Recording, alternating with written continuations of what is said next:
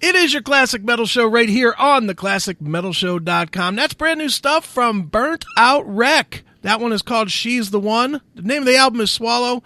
And the singer on that one is a guy that some of you remember from the past and all of you are going to remember from the future. It is the one and only Gary Moat. Gary, how are you?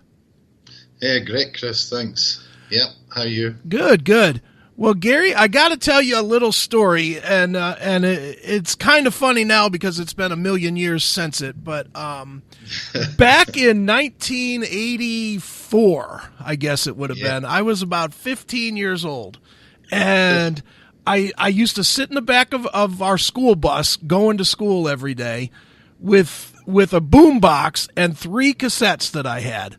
I had Motley Crue Shout at the Devil. I had Def Leppard's Pyromania, and I had Heavy Pettin's Lettin' Loose. And I used to play those things to death and drove people crazy on the bus, as you can imagine, because everybody wanted to hear, Huey Lewis or whatever. But, I was that metal kid, and it's just very cool that you're back and, that Heavy Pettin was a band that I liked and didn't get maybe the love that you guys wanted or saw that it was going to get, but was a cool band. And I'm going to assume that is where you got your desire to really do this, no? Yeah. By the way, those 3 albums were awesome. Yeah, I played them to death too. Sure. Yeah. Inspired. Yeah. Yeah, well, I've been obviously songwriting for forever in my life, and got all these tunes sat around, and I said, right, got to get them out, got to get them heard, because it's no good leaving them in a cupboard, is it? Sure, definitely. Yes. So and so this is the time for it. So there you go. Absolutely. Now let's talk about this new band and the record. The band is called Burnt Out Wreck. It is definitely different for, especially, the press, and I'll be honest, what led me to give it a listen was that they're promoting it as the guy from Heavy Pettin, which lured me in too, as an old fan, but it couldn't be more different. I mean, the songs themselves are more, are a different style. You're on vocals, you're playing guitar, you're not playing drums now. So it really is a new animal. So talk a little bit about your decision to form this new band and, and do something that did not follow the pattern that people remembered you from. Yeah, well, as I said, being a songwriter, obviously I've got a voice, obviously you can hear that. Mm-hmm. When you're trying to put a band together, you think, will I get a singer? And you can't find a singer that can sing it the same as you can. So, number one, that's out the window then. So you've got to do it yourself. A lot of people say, obviously the obvious comparisons. And some people say it sounds like Heavy Pettin. I mean, I love that one. Why does this sound like Heavy Pettin? Because I was writing Heavy Pettin songs, pal. How do you think it sounds like Heavy Pettin? So that's really crazy. But it's just classic rock and roll. It's just everything that's inside me for the past, I'm 55, so for the past 50 years then, let's say, Sure. Since I started listening to the Beatles through my mum's stereo. Nice. Now, for people that have not heard the whole record, we just played She's the One, and I've obviously heard the whole record.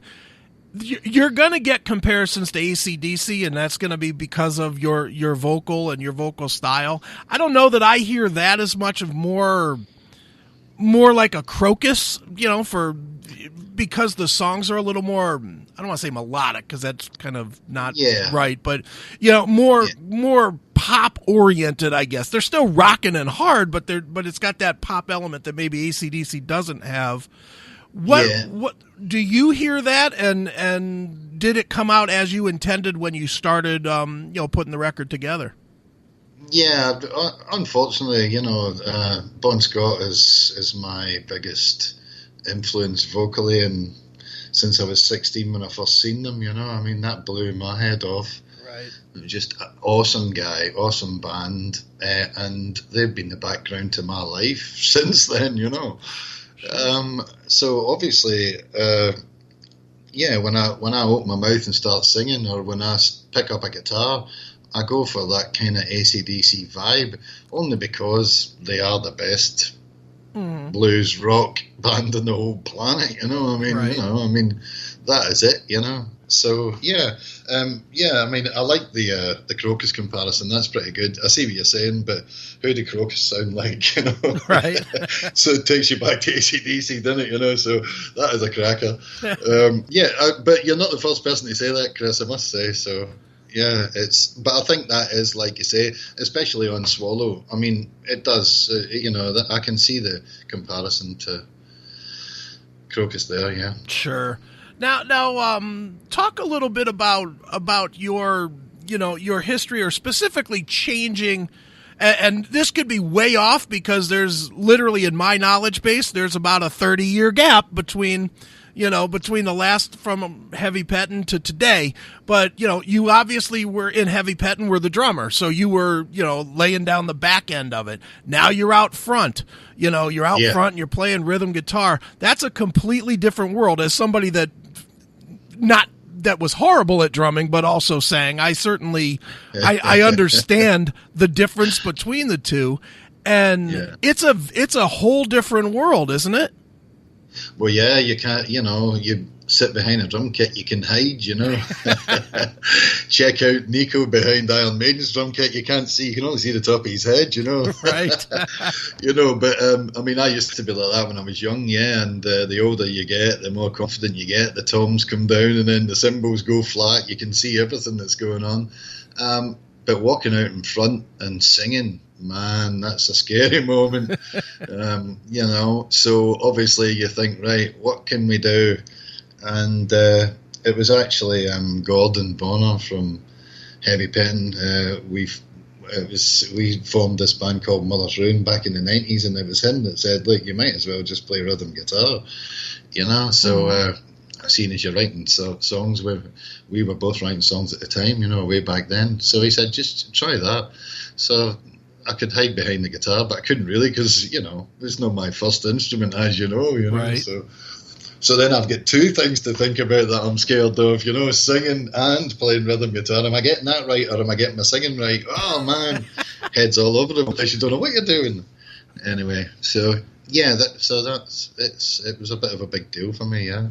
But luckily I have got a new rhythm guitarist, so I'm putting the guitar down. Okay. And I'm just singing, so I've managed to get rid of that. I did play it on the album, but for live I'm going to have another guy playing. Okay, excellent. Well, since we're talking about the band, talk a little bit about the guys that are in the band, who they are, and how they came to be part of Burnt Out Wreck.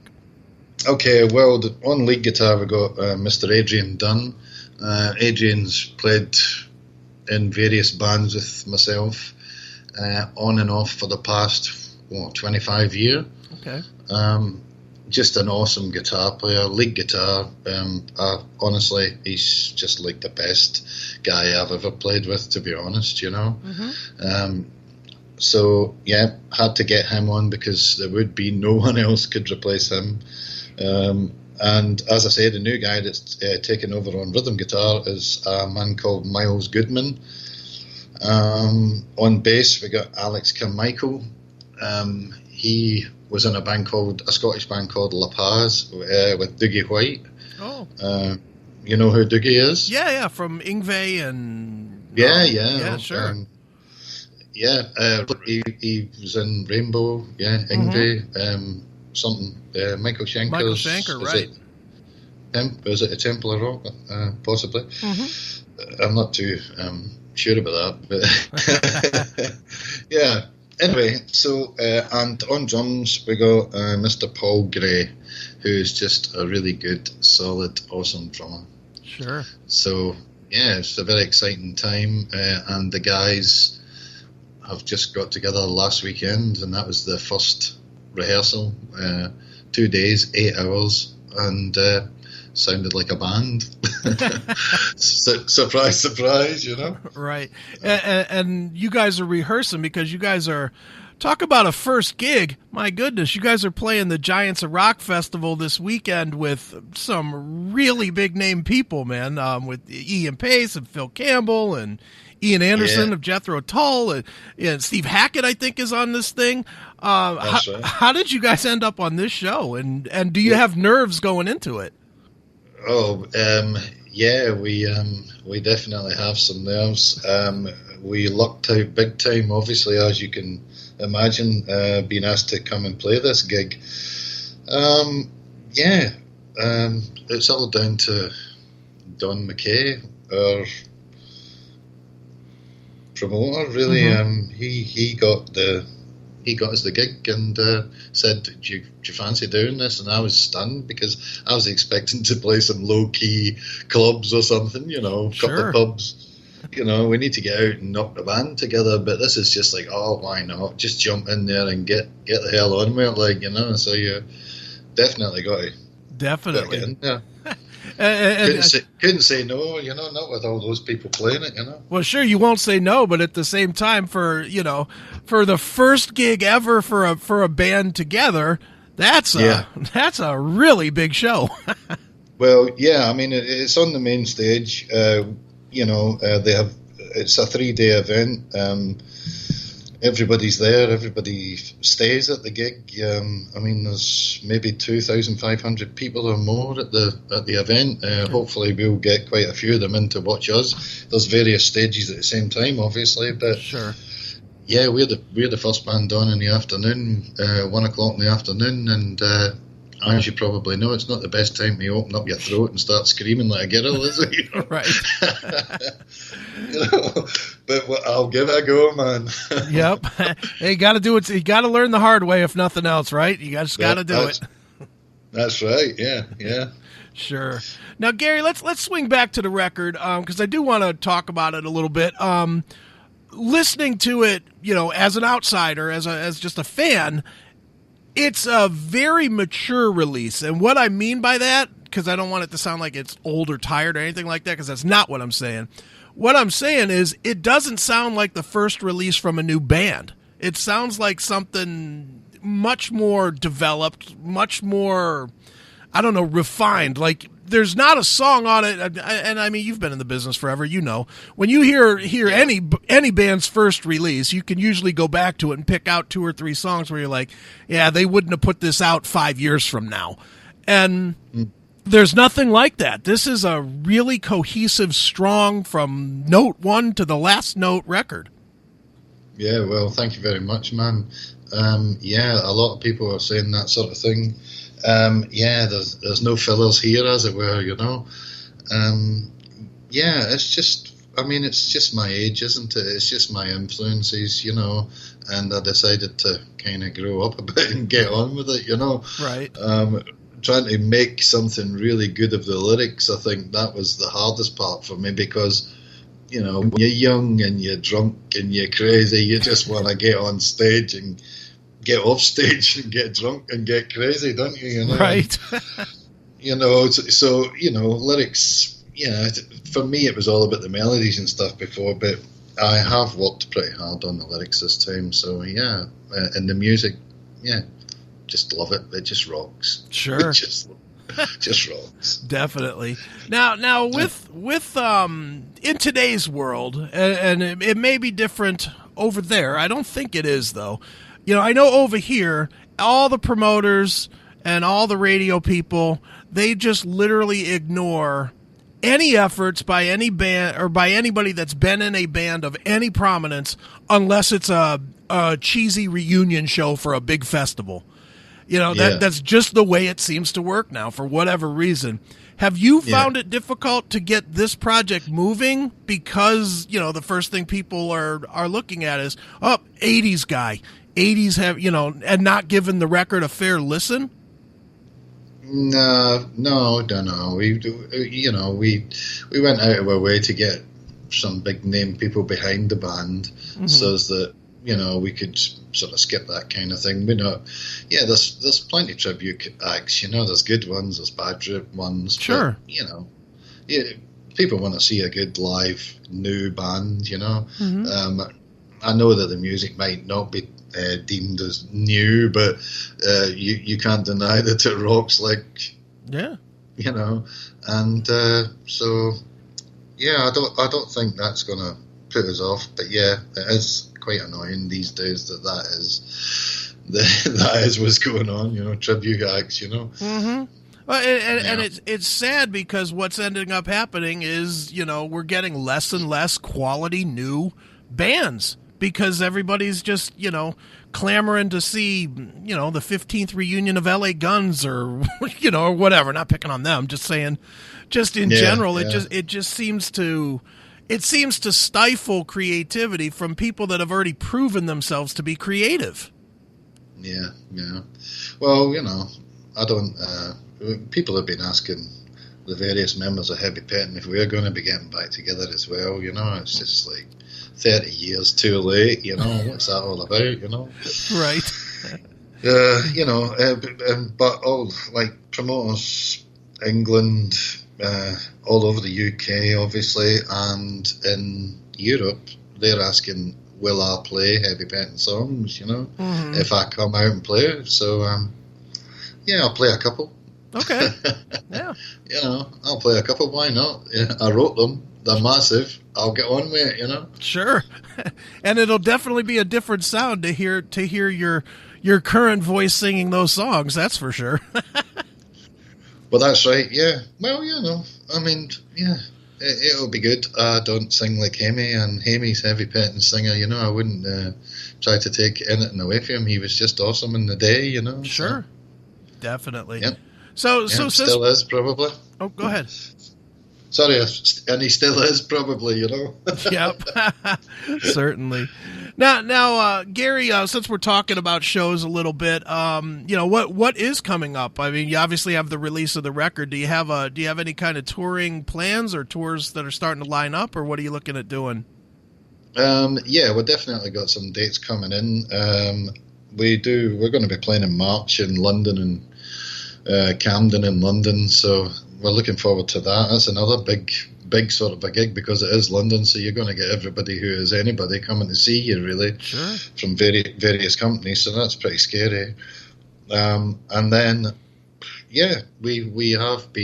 we're penciled in for later on in the year for supporting quite a few older guys, big names, and I'm not saying anything about it in case it all falls through. Right, sure. as the older guys seem to do these days. And says a 55-year-old man. And so, Sure.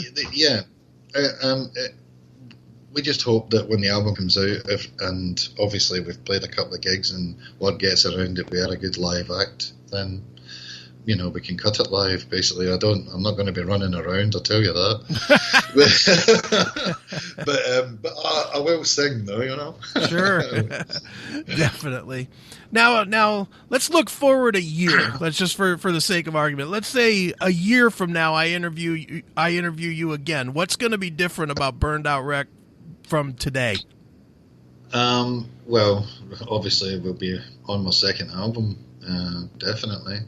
And the band, hopefully I'll be able to get the band that I've got now and keep them, and hopefully they'll play on the second album, which would be awesome because, that they'll bring a whole different way of playing to it instead of, most of it was done by myself and Adrian, Sure.